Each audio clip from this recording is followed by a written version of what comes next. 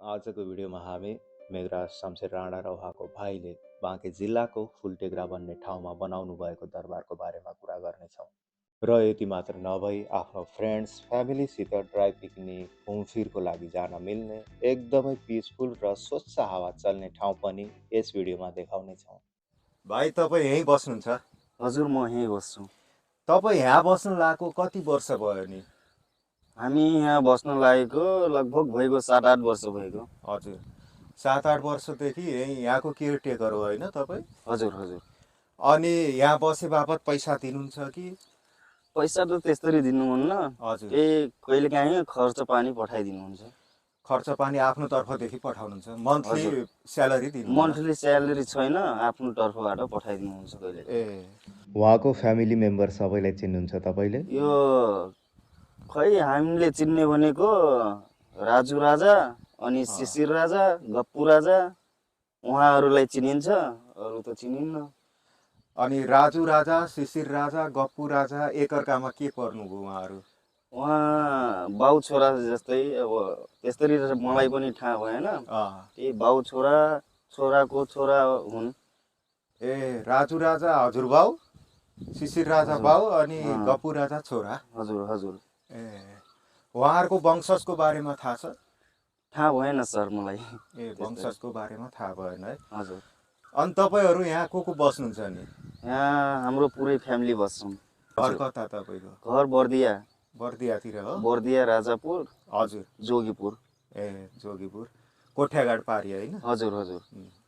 भाइले भने अनुसार फुलटेग्रामा रहेको आँखा अस्पताल र सोही एरियामा रहेको आर्मी क्याम्पको लागि जग्गा पनि उहाँहरूकै वंशजहरूमध्ये एकले डोनेट गर्नुभएको रहेछ। कति जति भयो होला यो दरबार बनेको?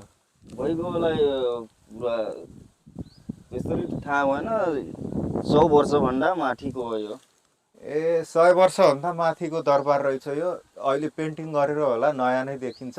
यो दरबार बनाउँदाखेरि इँटाहरू पनि विदेशदेखि लिएर आएको होला नि? नै, यो इँटा फेरि यस्तो छ, इँटा यहीँको इँटा बनेको छ। नेपालकै?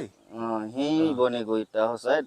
मेघालय, यो जुन मेघालय नाम छ यसको, इँटामा पनि त्यसैको नाम छ। यो दरबारको नाम चाहिँ मेघालय। स्क्रिनमा देखिरहनु भएको महल पनि उहाँकै भाइको हो।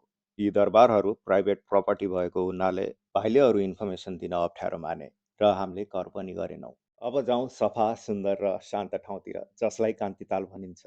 अघि देखाएको दरबार र यो ठाउँको अन्तर बाइकमा 6-7 मिनटको मात्रै छ। यो तपाईँहरूले देखिरहनु भएको यो कान्तिताल हो, बाँके जिल्लाको फुलटेग्रामा पर्छ यो। यसको क्षेत्रफल लगभग 2 बिघा जति छ। एकदमै ठुलो ताल छ यो। यसलाई व्यवस्थित गर्ने हो भनेदेखि राम्रो पर्यटन क्षेत्र बन्छ। यो मेरो विचारमा वाटर पार्क भन्दा पनि राम्रो बन्न सक्छ। कहिले कसो बर्खा बेला चाहिँ एउटा बोट हुन्छ, बोटिङ गर्न पाइन्छ सर्टेन एमाउन्ट तिरेर। यसको वरपरको रोड पिच छ, बाउन्ड्री लगाएको छ, ठाउँ ठाउँमा बस्ने ठाउँ बनाइदिएको छ। यो तालमा थरी थरीका चराहरू पनि देख्न पाइन्छ, बकुल्ला अनि अरू के चरा पनि हो, नाम त थाहा भएन मलाई। यदि तपाईँहरू फोटोग्राफीको शौकिन हुनुहुन्छ, यो ठाउँमा आएर फोटो खिच्न पनि सक्नुहुन्छ, चराहरूको, नेचरको। अनि भिडियोग्राफीको शौकिन हुनुहुन्छ भनेदेखि यो ठाउँमा आएर भिडियो सुट गर्न पनि सक्नुहुन्छ, short film, TikTok reel, shorts. अनि यसको खास कुरा के छ भनेदेखि यहाँ आउन कुनै पनि किसिमको टिकट लाग्दैन, 1 रुपियाँ पनि पैसा खर्च हुँदैन। तपाईँहरूसित फ्री टाइम छ भनेदेखि आउनुहोस्, मजाले आफ्नो टाइमलाई युटिलाइज गर्नुहोस्। शान्त माहौल छ, कसैले कसैलाई डिस्टर्ब गर्दैन। डेटिङ आउनुहोस्, मिटिङ आउनुहोस्, ड्राई पिकनिक आउनुहोस्, फ्यामिलीलाई लिएर आउनुहोस्, तपाईँको टाइम वर्थ इट नै हुन्छ।